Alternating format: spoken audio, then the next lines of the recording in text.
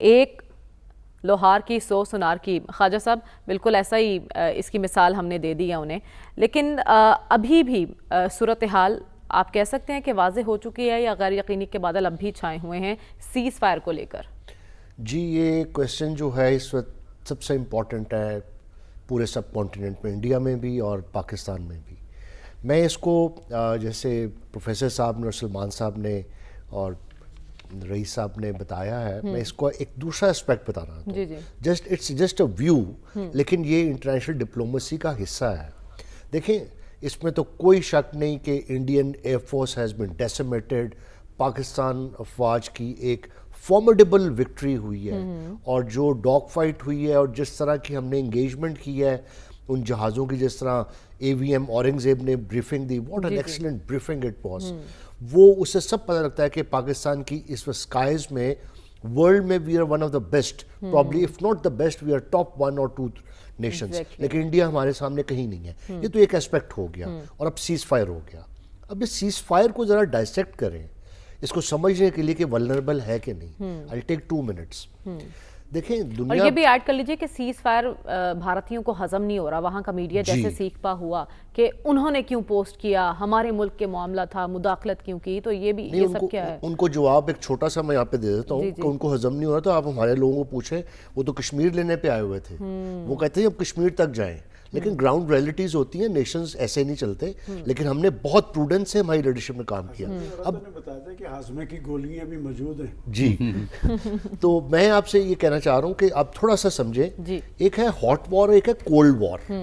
Cold war میں لمبی بات نہیں کروں گا. یو ایس ایس آر اور امریکہ کی کولڈ وار چل رہی تھی تو پراکسیز آگے کام کر رہی تھی. جب افغان وار ہوئی تو نقصان کس کا ہوا؟ افغانستان کا اور پاکستان کا.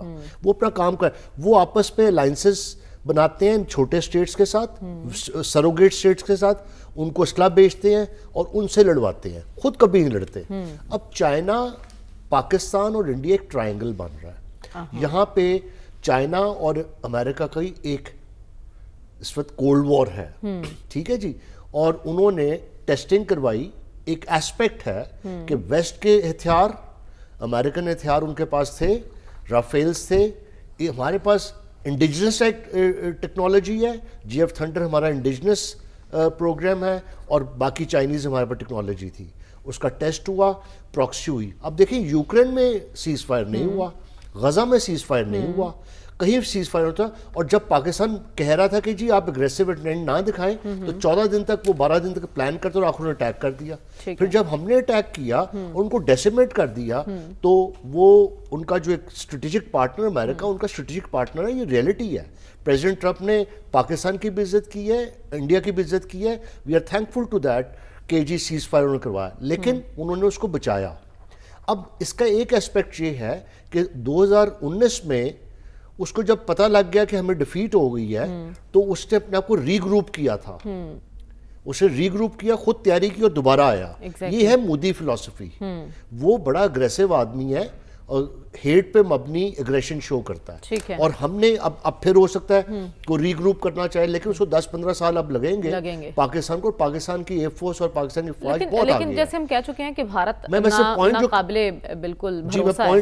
پوائنٹ جو بتانا چاہ رہا ہوں کہ جو ملک ہوتے ہیں نا، دیکھیں یہاں پہ لیڈرشپ آتی ہے کہ وی شوڈ رائز ابو. دیکھیں فون کال سے ہم سیز فائر تو ہو گیا، اور ملک کے لیے اور دنیا کے لیے اچھا ہوا، پیس قائم ہوا.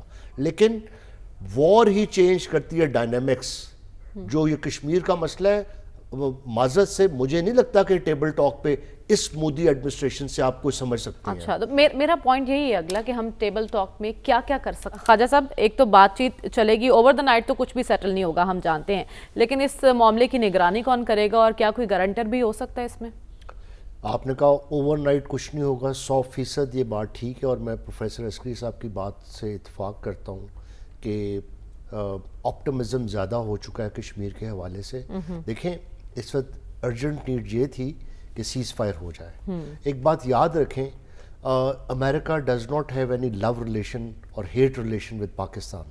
یہ سوال میں نے جب طالب علم تھا اور پروفیسر صاحب کا میں اسٹوڈنٹ تھا، اس وقت میں نے ڈین ہنٹن امبیسڈر سے پوچھا تھا. اس سے مجھے یہ کہا تھا کہ یہ کنورجنس آف انٹرسٹ ہوتا ہے دو ممالک کا. اب سپر پاور کا انٹرسٹ کیا ہے اس کے اندر وہ دیکھنا پڑے گا. میڈیشن کا لیول دیکھیں, یوکرین کے لیے اتنا پریشر ڈال رہا ہے اور ایک طرف غزہ ہے, آپ دیکھ لیں کس طرح ڈائنامکس چلتے ہیں. تو پاکستان انڈیا اس پوری سچویشن میں امریکہ ان کو کس طرح دیکھتا ہے, ان کے انٹرسٹ کو کیا سرو کرتا ہے, وہ سب سے اہم بات ہے. لہٰذا ابھی دیکھیں جو آپ ڈپلومیسی کے تھرو یہ بات چیت شروع ہوگی اس میں سی بی ایمز پہلے ہوتے ہیں. ابھی تو کلچرلی انہوں نے فواد خان کی فلم نہیں چلنے دی, آپ کے سپورٹس مین کا ابھی تک کرکٹ نہیں کھیلتے, آپ کے ساتھ ٹریڈ اور کامرس بند ہو گیا, آپ کے ویزے بند کر دیے. پہلے سی بی ایمز ہوتے ہیں, یہ گفتگو ہوگی, قطر میں ہو جائے گی, ادھر کوئی اور ہو جائے گی, اس کے بعد ایک لسٹ ہوگی, کشمیر ہوگا, واٹر ٹریٹی ہوگی, اس میں کہتے ہیں سر کریک ہوگا, سیاچن ہوگا, دوبارہ وہ سارے معاملات شروع ہو جائیں گے اور ہم 1 بائی 1 ان کو لے کے چلیں گے. اب پرائیورٹی ایریا کشمیر ہوگا, نمبر 2 کہتے ہیں واٹر ٹریٹی ہوگی. واٹر ٹریٹی بہت امپورٹنٹ ہے اس وقت. دیکھیں انہوں نے سب سے اہم بات جو ہے نا اس وقت یہ بات سمجھنے کی ہے کہ ہم بڑے خوش ہوتے ہیں کہ پانی وہ روک نہیں سکتے, یہ ڈیٹا شیئر ہوتا ہے بڑا امپورٹنٹ واٹر ریلیز کرنے کا, واٹر کو روکنے کا, اور پھر وہ فورسٹال کرتے ہیں, پہلے وارن کرتے ہیں کہ ہم اتنا پانی چھوڑ رہے ہیں, اتنا روک رہے ہیں, اس سے پھر ہم اپنے سپل اوورز اور اپنے سٹوریج کو اس کے پراپر پریپریٹری ورک کرتے ہیں. تو یہ بڑا اہم ہے.